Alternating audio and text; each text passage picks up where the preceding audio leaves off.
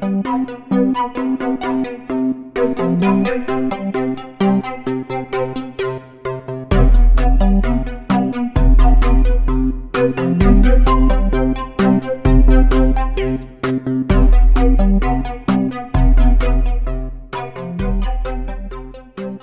welcome everyone from wherever you are, as we're seeing the COVID pandemic is not going away, which with the it's just saddens me to see all the death, all the destruction, all the problems, and this is every day I look at numbers and look at the countries affected, people affected. It's just very sad, and we're all fortunate to be able to have this conversation to talk about this, but also throughout, this last few weeks, we've seen many schools looking for innovations, trying to change, and we have a lot of people talking about this, a lot of grassroots movement, and many people have been wondering about if we can actually return to a different kind of education when we return to this school, and that's really the thesis of this conversation.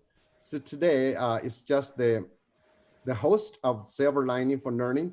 And we're just going to reflect over what we've learned from talking to our guests over the past 4 episodes and also our own observations. So let me actually start by asking each of you to do some brief reflections on things we've learned, either from watching or talking with our guests or interacting with our audience, or just your own observations, your own life.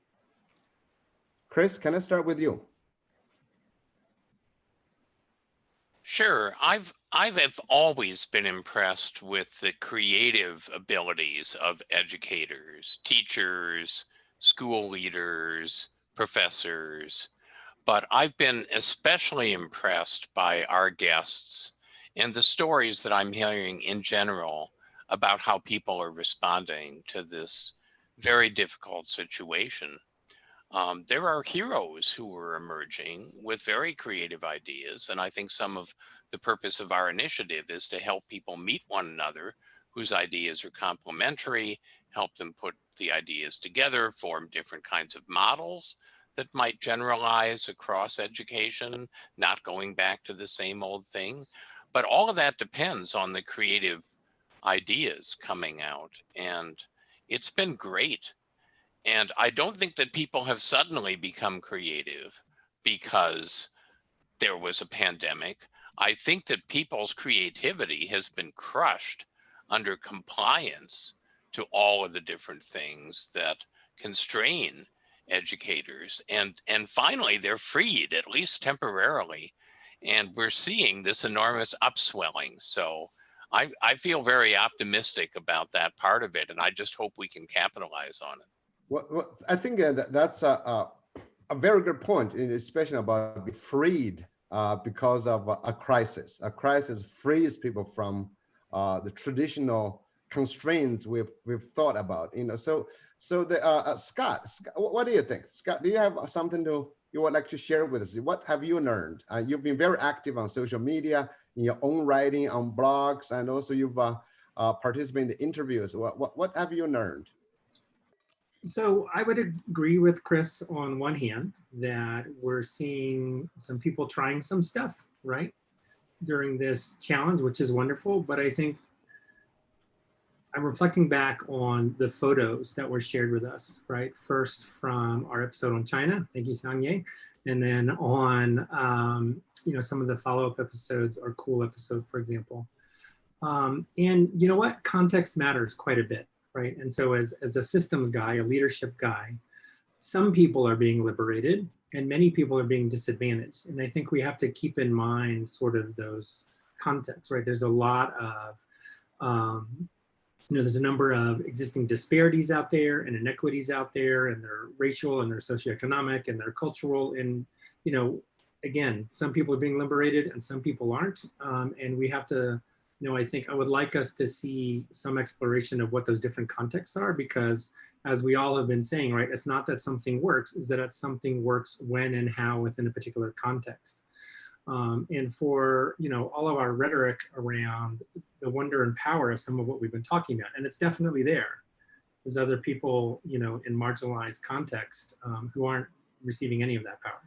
Speaking of context, we have had guests really representing from different places. If we remember, we had Sugata Mitra, we had Spencer, Mina, and Shuang Ye talking about China, Hong Kong, and last week have Sanjaya, and I think about the in doing things in very tiny little countries, not developed countries. I think we have had a really variety of guests. We had Will Richardson talk about imagining and about the future, all those things.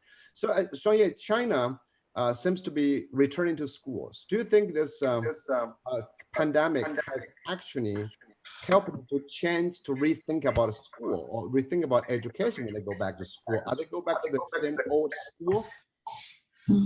Yeah, thanks, Yong. Actually, when the pandemic was starting at beginning, I felt it may be a great opportunity for us to reconsider the old grammar of schooling. Also, as Yong has posted in his blog, and also held such kind of great hope that is during the process, the schools and also the teachers would feel it would be a great opportunity to change. However, now China is returning to the normal life, almost like a new normal, and the economy is returning. However, in the schooling sector, I'm very disappointed.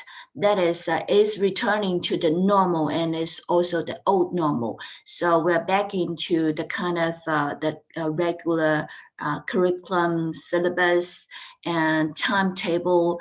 And also, we didn't think this because during the pandemic, the crisis response, we have already set this kind of online regular classes. But I don't think this is actually a fit this online education or should benefit from this kind of online form.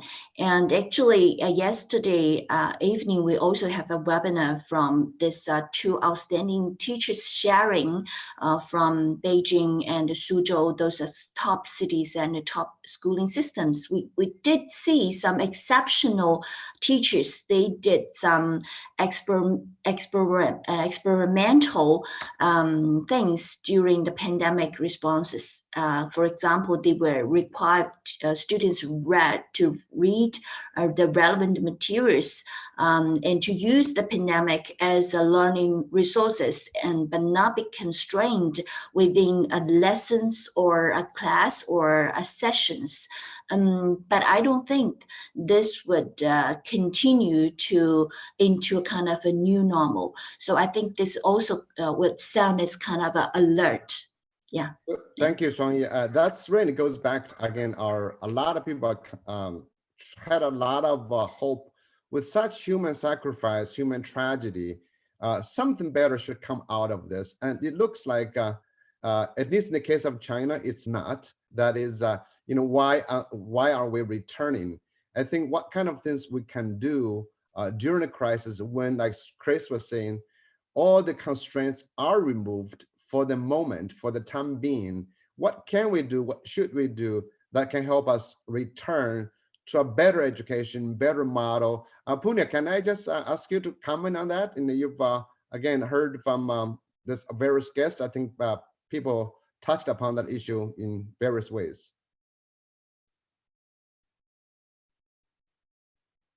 Muted.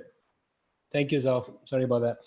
Okay, so I think I agree with Chris completely. The value of creativity that we are seeing. I mean, I cannot forget the boat school. I can't forget the plastic upturned chair in China with the phone taped to it. I mean, we are seeing that grassroots creativity.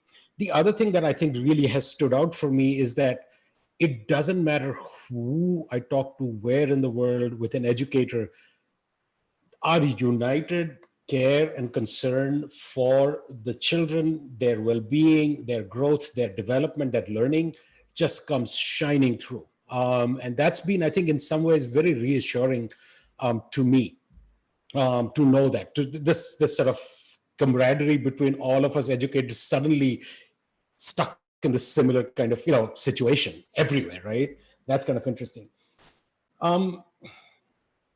It's also brought home to me the rich role that schools play in our cultural, social, and intellectual lives, and that in our communities, in our economies, so I think that's another thing that's going to come out. But coming back to your issue of why things are, moving, let's say in China or in other contexts. So I actually reached out to a historian, educational historian colleague of mine, Sherman Dorn, and I said, hey, Sherman, here we are talking about these transformations and this crisis, and historically in education, have we had similar things? Did people during the Spanish flu sit down with whatever technologies they had to communicate and say that we can rethink schools now? And he couldn't find anything specific to the Spanish flu, but he did say something very telling. And what he said is that the last time we had a crisis was 2008, the economic crisis. And basically what came out of it, at least in the United States, was an opportunity to do this top-down school evaluation, race to the top, no child left behind, on steroids. And I was also listening to a podcast by these historians who were talking about whenever there is a sort of a ecological or a crisis, like a hurricane or something that way, what happens is the existing disparities that are already in society actually get more. And so going back to the point that Scott was talking about, and that's been the one that's most troubled me, and I've just mentioned this on the chat online, is the blog post that Chris's student Arushi has written. I think it's really worthwhile for everybody to read that. And that's where I think the contextual groundedness of any solution has to be sort of key. Because the diversity of situations, and Scott has a great comment that he put in the chat about students with special needs, second language learners, students who are, poverty. I mean, as defenders of public education, we need to be very, very thoughtful about espousing solutions which are not uniformly applicable, because I think they just increase the gaps that are already there in society. But that's actually goes back to the different unique context. It's about the widening gap. When you remove schools as equalizer, who is left behind, and what those things. So Kurt, let me actually get back to you. I'm going to push you in. Because you've been an advocate for open education.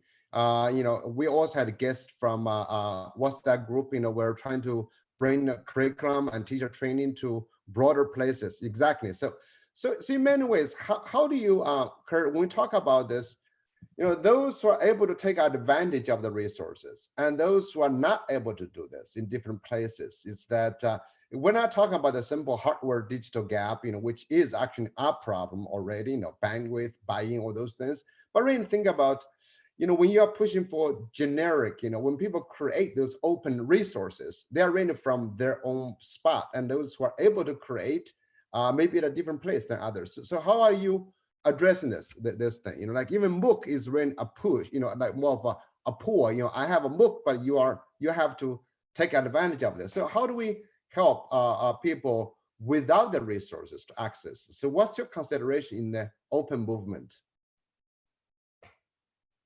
You're muted, Kurt. Try and unmute.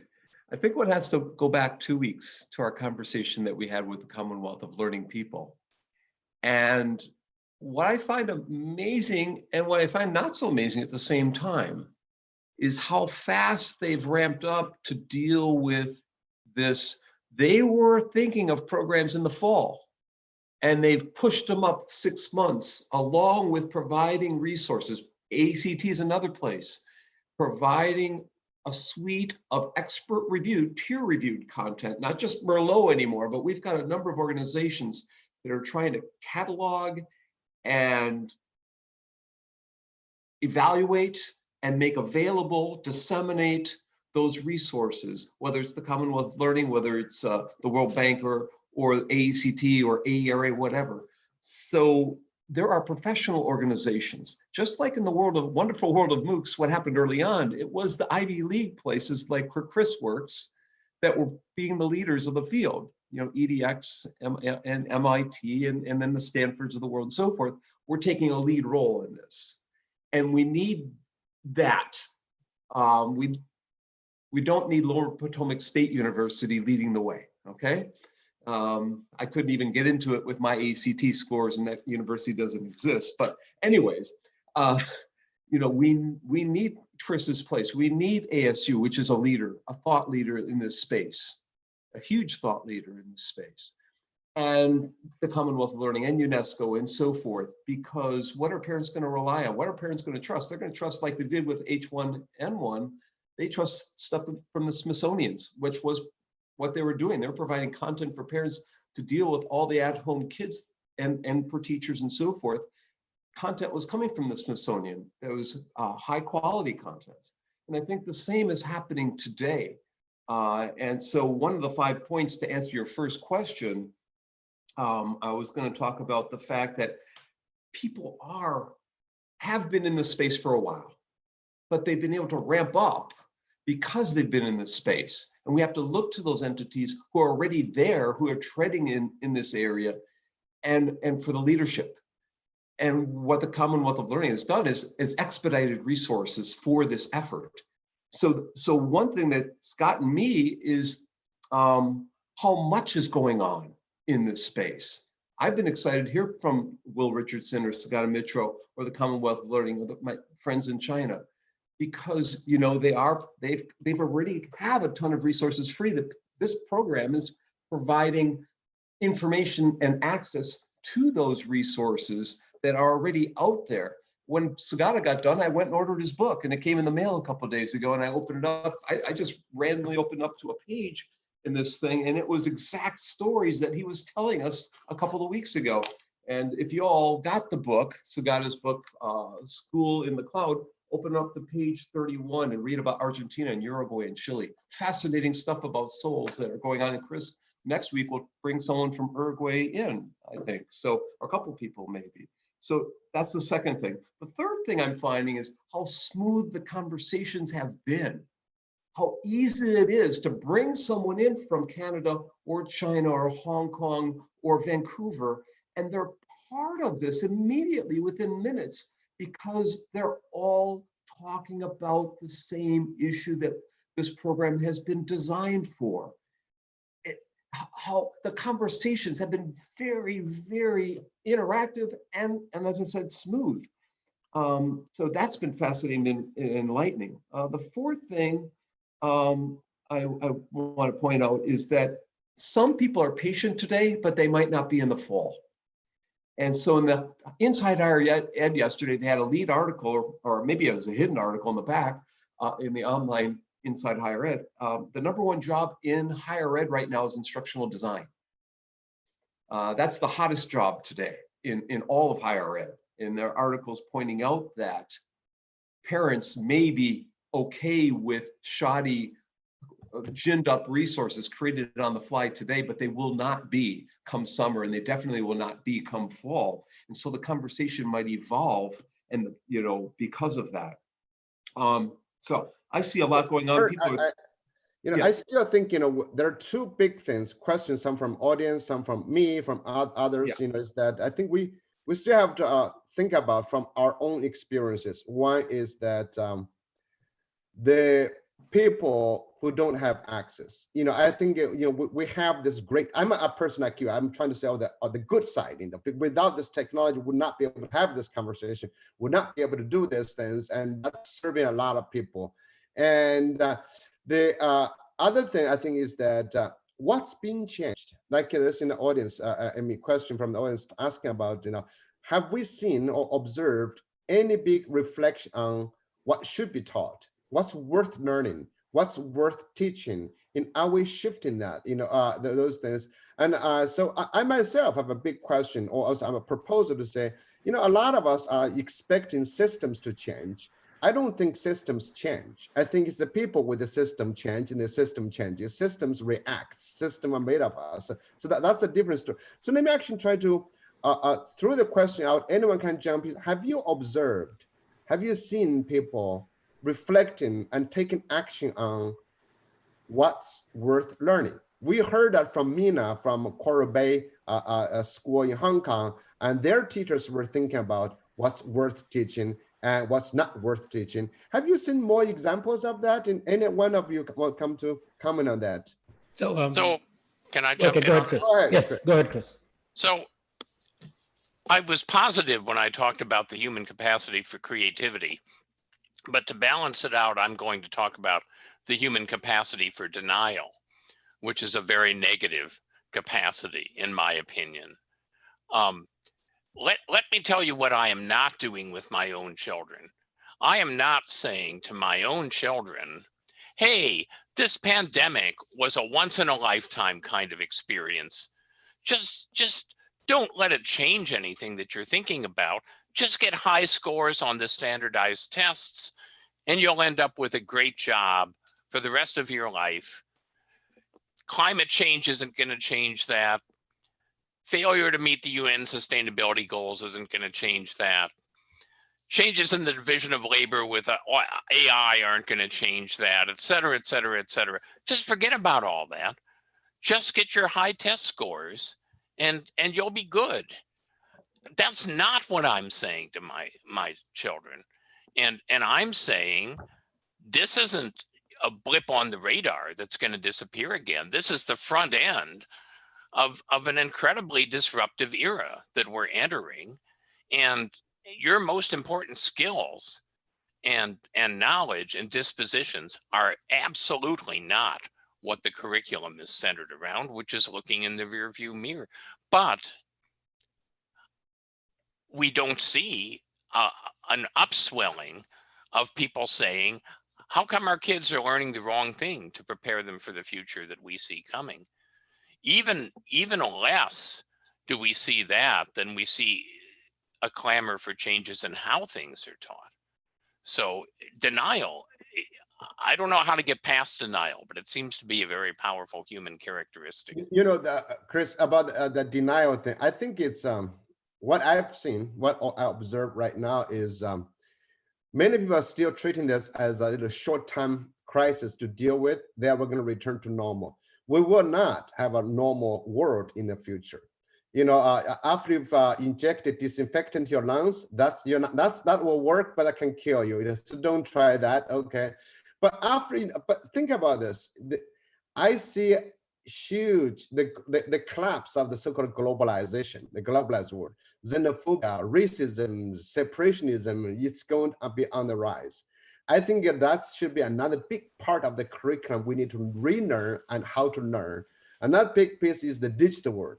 We have to learn to live with this. I know you've done 19 hours of Zoom, you've zoomed out, but that's how we have to live. You know, I think, people, we used to talk about digital companies, say, oh, I got to help you learn how to use the device.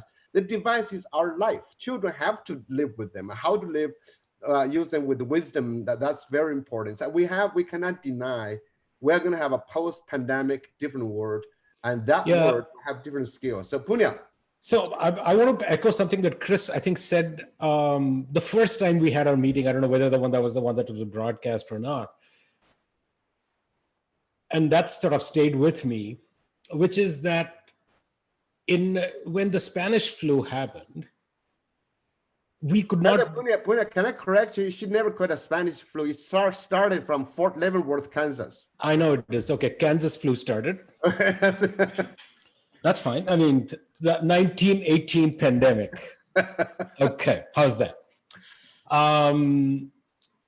We could not have done what we are doing now.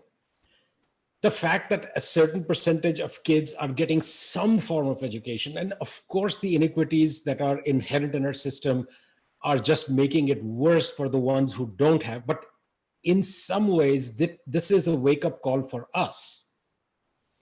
And I remember this conversation I had with a student in Johannesburg. I mean, I don't know if she was a student in South Africa. The class was in Johannesburg. She was, I think, in some other part of the country.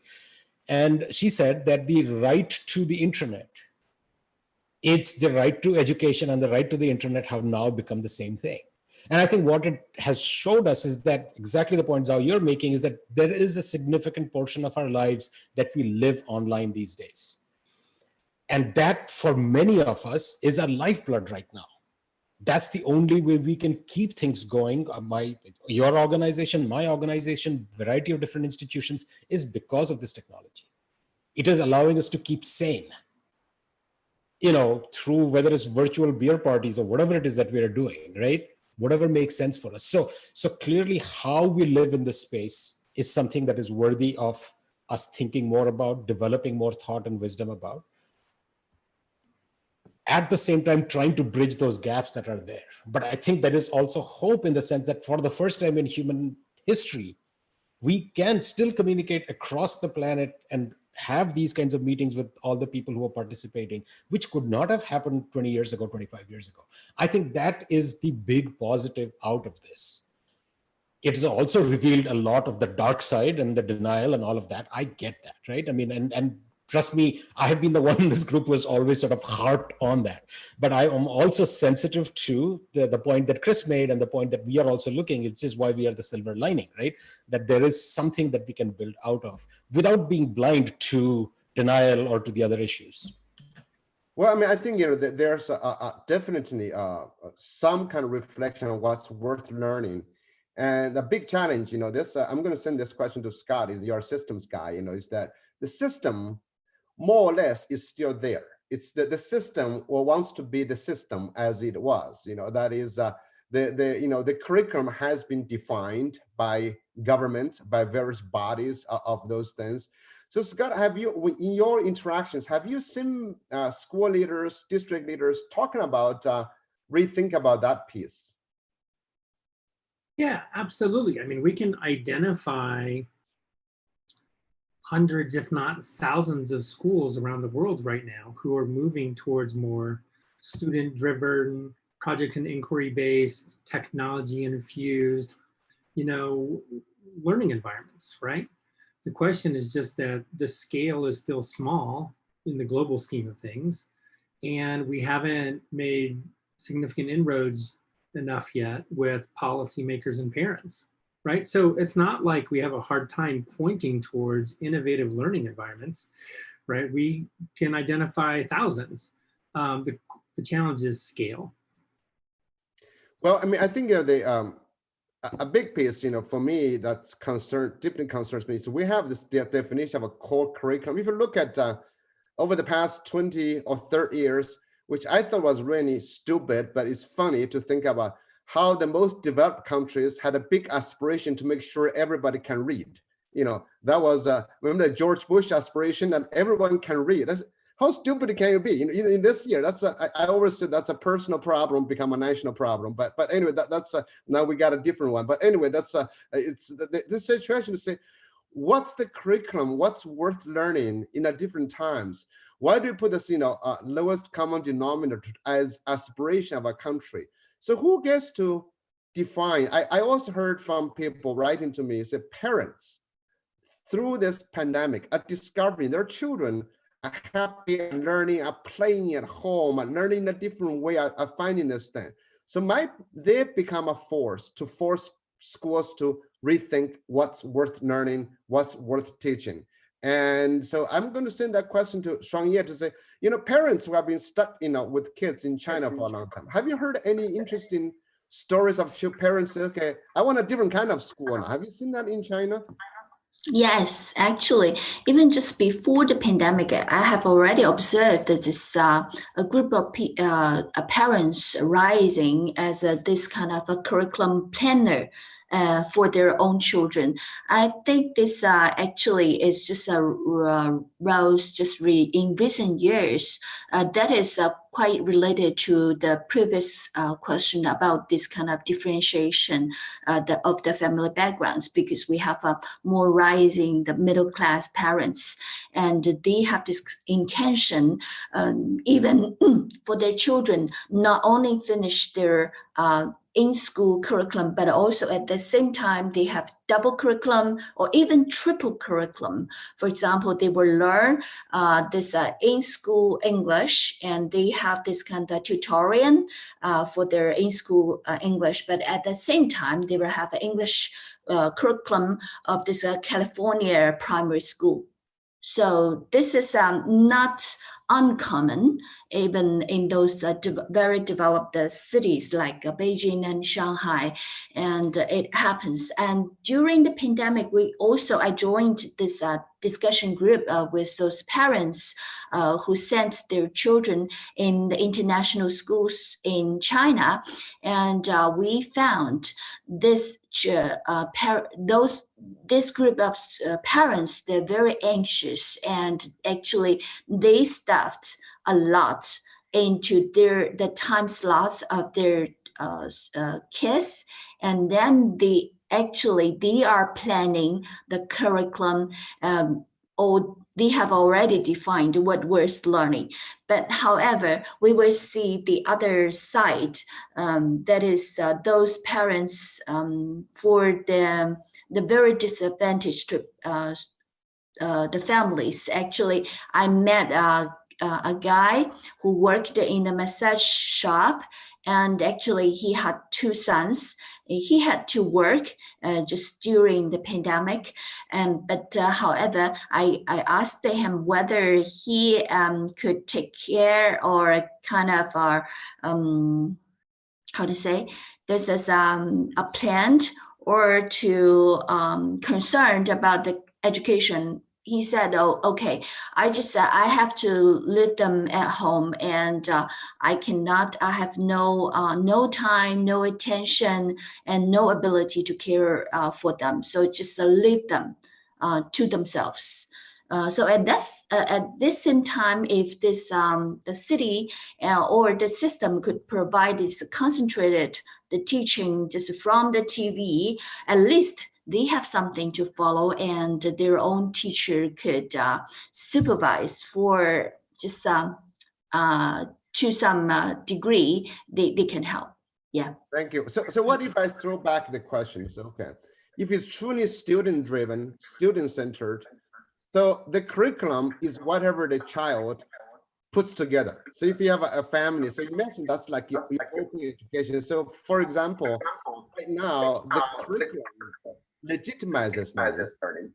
In a traditional school, basically the curriculum defines what opportunities we provide to our students.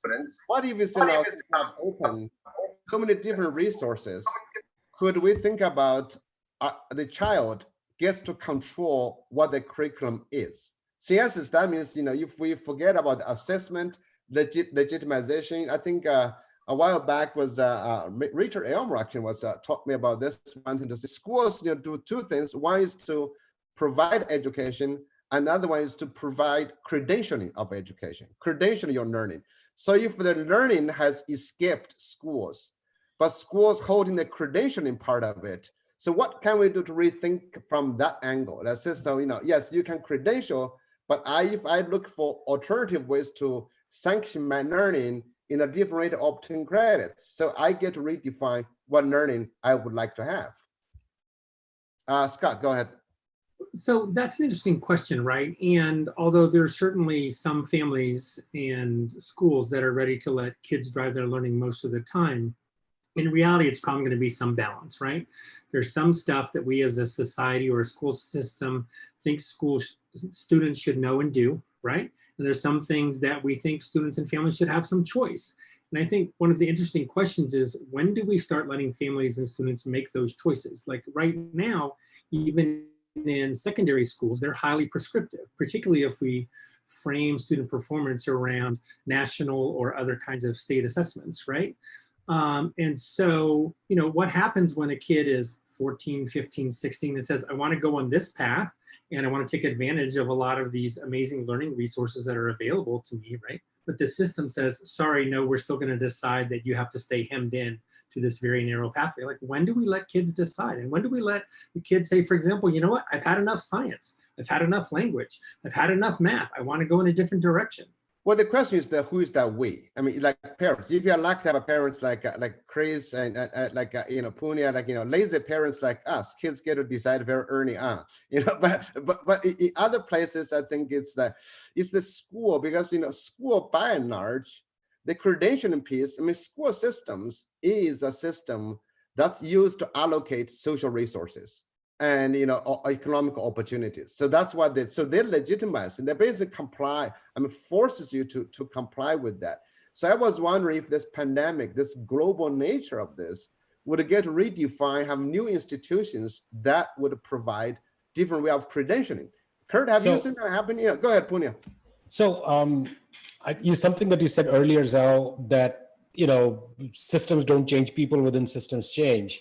But see, to me, this is an example of a systems change, which is if we can decouple the learning and the credentialing, I think significant change can happen because of that. Because you have this one organization which is sort of doing both at the same time, right? I mean, if you look at what is an undergraduate, what is 4 years of undergraduate, it's like jump through a bunch of hoops that we have predetermined for you, and we will give you a piece of paper at the end of it, right? And again, this is not to undermine the intentions and so on of the people who designed those hoops. They are done with the best of interest. But once it becomes at scale, it becomes a sequence of check marks rather than what foundationally good education and learning can and should be. So I think if change has to happen in education, I think that's the biggest one, which has to do with, can we separate the credentialing? And so that's why some of the movements around micro-credentials and so on, to me, seem very, very interesting. The challenge, of course, is in a lot of these things, if you are measuring skills, those work very well. But we don't have, and we just had this conversation before this about like, how do you measure creativity?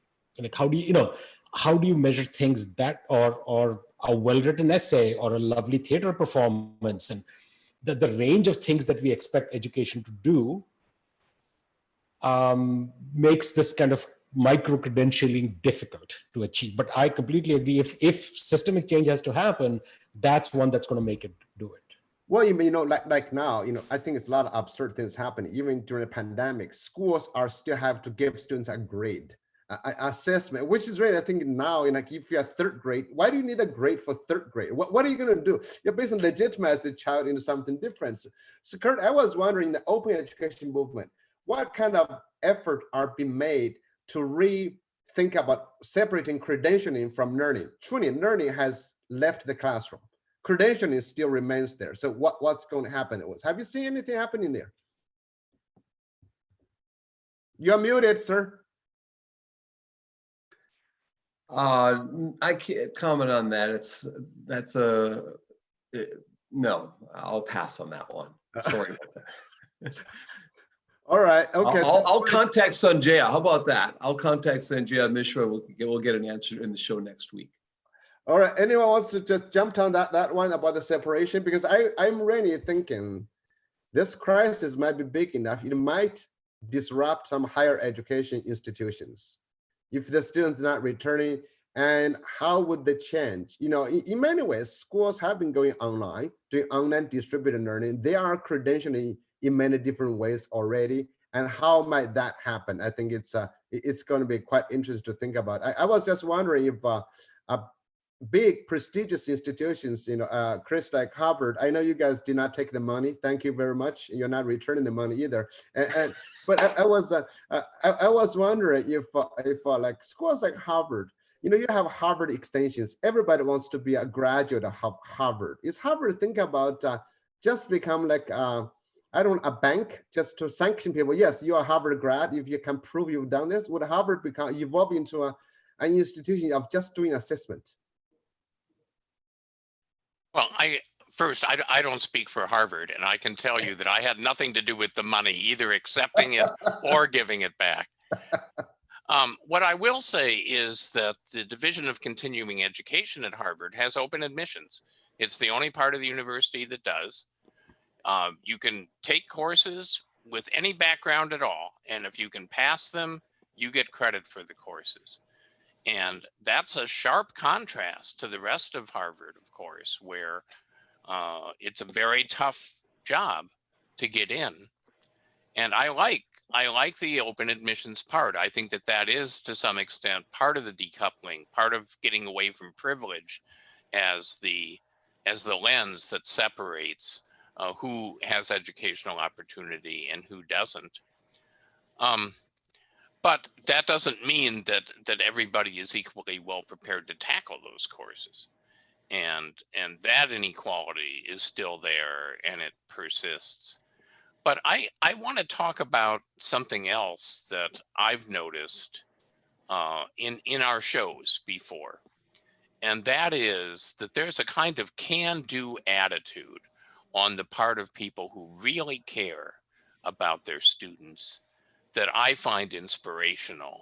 So you see schools where there's one phone for the entire school, and the educators are there and they're trying to make that work and they're trying to make a difference. And it's such a contrast to what I see in some schools and some districts here in the US, where unless a student has the equivalent of a supercomputer at home with high bandwidth internet, they just throw up their hands and they say, well, there's nothing we can do. These resources aren't equal. We can't make sense of them. And I just think even students in poverty, even marginalized students, have access at home to as powerful devices as whole schools might have in the developing world. And I'm happy that we've had so many global South countries as part of this, because it's been very inspirational to me to see what they can do with limited resources. And I wish that the more developed countries would develop more of a can-do attitude by watching how those schools make it work. I'll add something in here, and that is, I agree with Chris about continuing studies and outreach being kind of the shining light oftentimes at a university. Unfortunately, at Indiana, they deleted continuing studies and gave the rest of it, adult ed, moved into my department. But at the University of Washington, the vice provost there, who's a grad of our program, Rovi Brannon, formerly of the ADL lab in Wisconsin, has rethought outreach and extension and recreated, the name is now Continuum College. He's got all the deans of all the other colleges jealous of him because they're creating the 60-year curriculum. They're thinking about alumni getting retooled constantly throughout life. And the population, the pool of candidates, the pool of people they're working with is so much larger than all the other colleges combined. And so colleges, I think, will be rethinking the role of outreach and extension and continuing studies or continuum college or whatever you want to call it, because they want to have us renew and refresh and retool and revamp at your alma mater or constantly. And so I think one aspect of this will be thinking about micro-credentialing of people in the field for what they need. And that's why we see oftentimes when we see these micro-credentials come up, we see them for programming skills and project management and learning analytics and things that are, you get a couple of classes and you ramp up and gain some skills that are valuable in the workforce, quickly valuable in the workforce. I think that's an open area of possibilities, is the outreach of universities and, for that matter, any outreach within schools and K-12 schools. By the way, I just want to add something. Even though we joke a lot about this, there's some legal disclosure. None of us represent the institution we work for. Okay, so anything we say is kind of personal. That's why we're doing this on the weekend. And so we're not paid. We're not organized. We're just a bunch of people who would like to say something that's positive. Okay. Oh, darn. You mean you're not being paid for this? Come on. No, you got to, because I didn't want to make Chris to represent. You can tell me. No, you can say anything you like.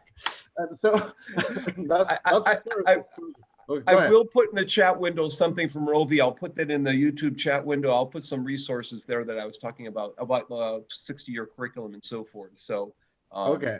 But Thank you. Yeah. So there's a question from the audience asking about what maybe the wealthier countries can learn from developing countries. I think Chris highlighted that point, is that they are creative. They have this can-do spirit. You know, they have what I call this yes and mindset. That is, we're not always, I think in many other places, I just wrote a blog called, we have the yes, but mindset. Yes, that's a good idea, but I have all these problems. I think then we highlight from other places, the can-do spirit seems to be, you know, sounds very simple, but that's almost the beginning of any innovation of silver lining. We got about another 15 minutes left. I would like to see any one of you would like to bring a big point you want to comment on, just because I'm technically a moderator. I don't want to monopolize, but go ahead. I'm gonna also put a link into Chris Deedy's article on the evolution on the 60-year curriculum. That I forgot to mention that, but that will go in there too. Professor McLeod, please. Oh my, so formal, Dr. Zhao. I wanted to just say that I think a lot of us are also concerned about potentially corrupting influence of corporate vendors in a lot of these possibilities. You know, I think that for all the wonderful business allies that we have, there's also a whole lot of people out there who are trying to sell some pretty low grade, quote, solutions, unquote, right, just to make a quick buck. And so, you know, I think we always have to be mindful of what's truly beneficial to students and school systems and what's merely some corporate flim-flam.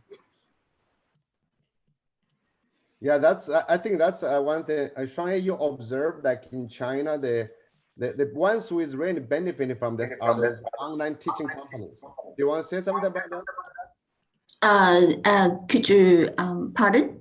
Yeah. Oh, I'm sorry. You and I talked a little bit about who benefits from this. You know, you talked a lot about the online teaching companies. You know, tutoring systems are doing very well. Yes, actually, this is also a kind of a phenomenon in China. Actually, just from the very beginning of the pandemic, the first party or first stakeholders who was reactive very positively, actively react to the pandemic and to initiate this study at home, and that is from those tutorial companies and very big tutoring companies, and especially they were driven by the venture capitals. And we can see the stock market, the value of stock markets of those two top companies. This is one is the New Oriental, another is Haoweilai and TAL, and at least the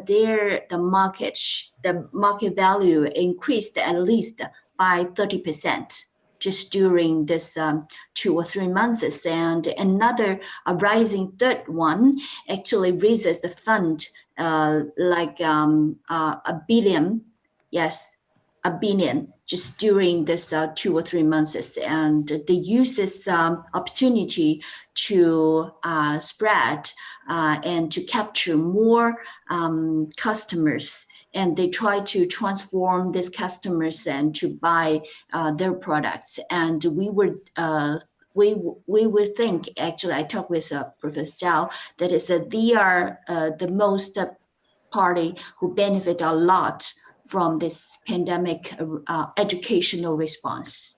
And the possible danger of that is when all this huge amount of money and reach, they will be able to market standardized ideas, standardized innovation. They'll be able to actually reinforce the task. That's actually going to stop the innovation in education, which, as you know, when any one idea becomes packaged as huge commercial entity and they have huge reach, that's actually what I'm quite concerned about. Pune, you were going to say something. Yeah, so I think one of my big concerns is this one, which you just mentioned. Thank you for bringing that up, is the corporate sort of, but another big concern that I have is around sort of the use of big data and data.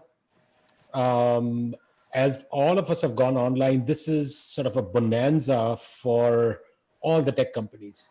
And any look at what they have been doing over the past 5, 6, 7, 10 years with our personal data, or so on and so forth, is not a very happy sight. And now we are suddenly been pushed in a situation where anybody who can be is online, whether you are 5 years old or you are 105 years old. If you have access to a phone, a tablet, a device, internet, blah, blah, blah, you are online. And we have not, in our policy and other systems, developed any kind of oversight over these companies as to how our data can be used, what can be done. And I think that usually these kinds of things come and fall on the most vulnerable, the ones who have the least voice. And the group that has the least voice are children. They can't vote, they can't do anything. Everything is controlled by adults in their lives. And I think we are ignorant of many of the things that the tech companies are involved in. I think that as policy, like we need to be thinking about what kind of policies and stuff we come up with in that regard. Otherwise, I mean, we are already living in a capitalist surveillance state. I think this just pushes it further in that space. So that's something that I have a concern more long term. So in terms of the silver lining in all this, what I was hoping for is really start as Chris was starting in the beginning, is that we have a temporary kind of moratorium of some kind of requirements, some kind of system. That's what we have. We had a temporary liberation from the prisons we used to live in, of curriculum, of testing, of accountability, of classrooms, of school, leaders breathing on our neck. And we have this suspension of a tradition, we've been doing.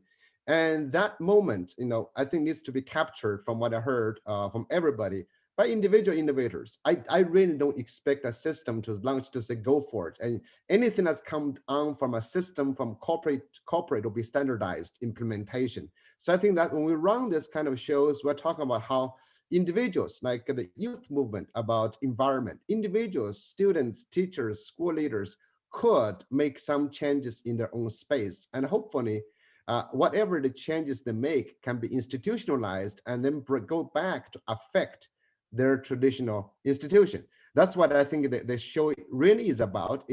We'll talk a lot of different ideas. I think the show, what get me excited about is that we get a chance to interact with a lot of different people amongst ourselves. You may not believe that actually the six of us don't really talk every day. So this is a chance for us to rewind, to rethink. And we also spend a lot of time thinking about what guests want to bring on. We actually do think about that. What does that mean? And so I want to give another 1 minute to each of you to summarize to your reflection. And then we'll go to Chris to talk about introduce next episode. And let me start with Scott. Just about 1 minute, any quick reflection. Yeah, I hope that based on our earlier conversations that we continue to pay attention to issues of equity and access. And as we can highlight potential solutions for folks and recognize that the learning revolutions that we're discussing here aren't evenly distributed, right? And so as we think about students of color, socioeconomic disparities, cultural differences or lack of access depending on where you live, right? Like all of those need to flavor our conversations as we continue forward. Thanks, Scott. Kurt, you're muted. Aren't I again? I'm going to use my 1 minute to make a connection for everyone. And that is, in fact, the Commonwealth of Learning, I mentioned col.org, has a monthly newsletter called Connections that is free online, it's free in paper, and it's all about what Scott was talking about, and very short little summaries of what they're working on around the world in Kenya and in Jamaica and in Malaysia and in India, and it's got some thought pieces at the end, a couple of them always, that get you thinking about where we need to go. So not only practical, but it gets you thinking big picture at the same time. And so it's something I got as soon as the Commonwealth of Learning session ended 2 weeks ago. This one came in the mail about 5 minutes later. So I wanted to share that with you. Take a look at that at col.org under the resources. It's one that I treasure because I find out about people's lives around the world and how open education is transforming them in some way, shape, or form, whether it's girls' education or refugee education or farmers or whatever. Thanks, Kurt. I have always had time to distinguish from infomercial and to commercials, but that's nice. Thank you for sharing that information. Shuang Ye, would you like to summarize that 1 minute? Actually, this is not a summary, and just to further my sharing and also my observation from this the whole global schooling system. Actually, just despite the grammar of schooling, I also found that as the school has already been formed between the teachers and students, they have already established a kind of a disciplinary relationship. Yeah, so even when they are not online, and even they are not offline within the same classroom, but they still have this maintain this kind of elusive disciplinary relationship. This is what David Labaree wrote in his blog, that is this kind of a disciplinary relationship representing this a group of adults to supervise our kids. So I think when this pandemic passed or passed or not, when kids and the teachers go back to the school, and we should be more careful not only about what we're learning, but also about how can we just rethink and reflect on this adults and kids children relationship under this disciplinary relationship. Yeah. Thank you, Thank you. Sean. Yeah, I know we as a group, we're talking about actually also possibly having a student session. Last session we said about that. We have some people already nominating. So if you have any students who have been innovative in this process, and please email that to us or tweet us. So we would like to talk and invite some of the students who have been the innovators in the system on their own, and would love that. So Punya, please.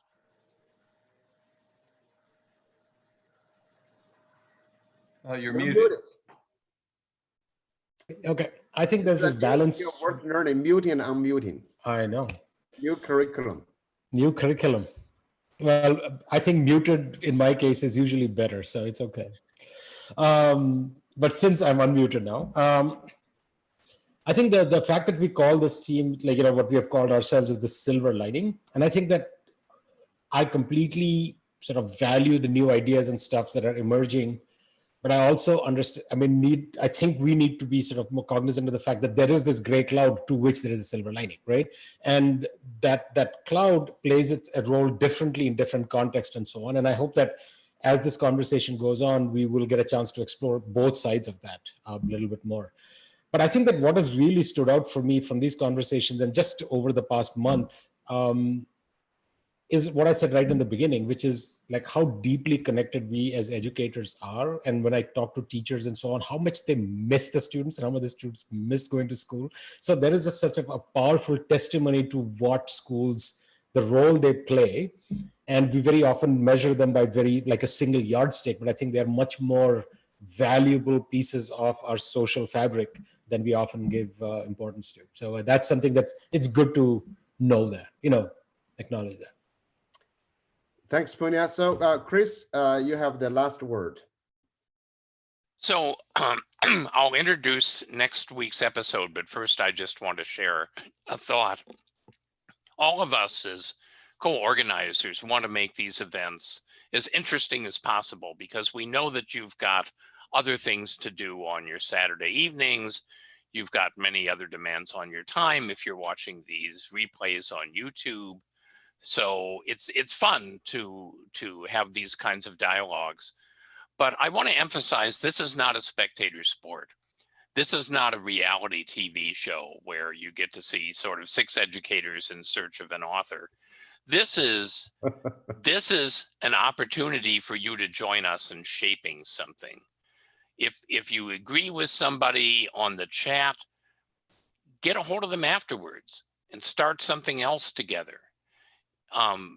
Post some guest blogs on the website. If you like what we're doing, broadcast invitations through social media, because at the end of the day, we can have interesting dialogues, but what really matters is if we can turn all this into action. So in that spirit, next week, I will be the primary host. a couple years ago, we had a master's student who came to us from Uruguay at Harvard. And Leandro brought a lot of talents and skills. We hope we added to them. He went back to Uruguay, and a month before the pandemic started, he became head of educational technology in Uruguay, the whole country. And then after the pandemic got going, he suddenly found himself as head of education in all of Uruguay because there was no education that wasn't online. Now, what's interesting about this story is that Uruguay has an excellent technology infrastructure, not just for a global South country, but actually a pretty good technology infrastructure across the world. And it's very equitable. It's not unevenly distributed. So a lot of what we've been talking about is the challenges when you go online of somehow getting the infrastructure to be something that people have equal access to. They have that, but now the question is, what can you do with the infrastructure that's really interesting, that's really a step to a new model? And that's what we'll talk about next week. Well, thanks, Chris. Thank you, everybody, for watching, and have a great weekend. And thank you for the panel, my co-host. And let's looking forward to next week about a great action case study. Thank you. Bye.